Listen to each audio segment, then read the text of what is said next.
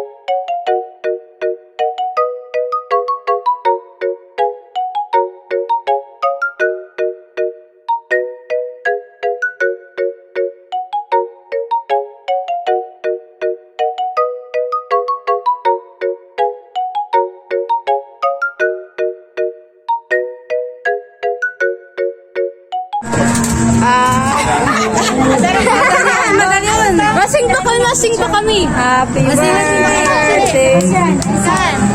2651. Alat lang taagi-agi ang makasog din mo. Mag-upload na lang tayo ano, zip yan. Ayaw. Nagtano ko na.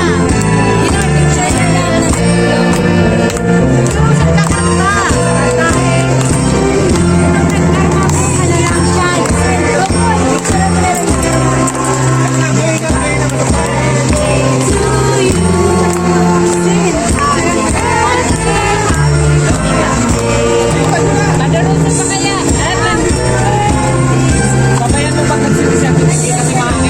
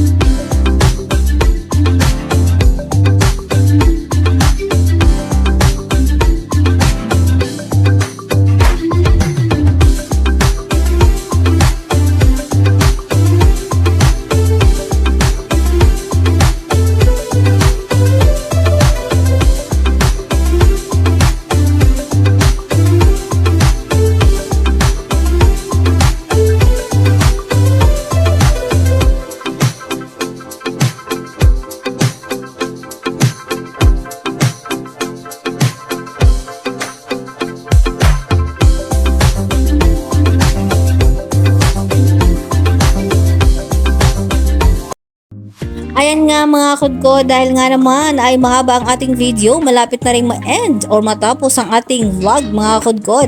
At syempre maraming salamat sa mga nanood at nagtiyaga. At ito nga pala ang Bluish Resort, talaga namang ipinapakita ko sa inyo mga kudkod dahil nga naman ngayong summer at talagang ang pakainit.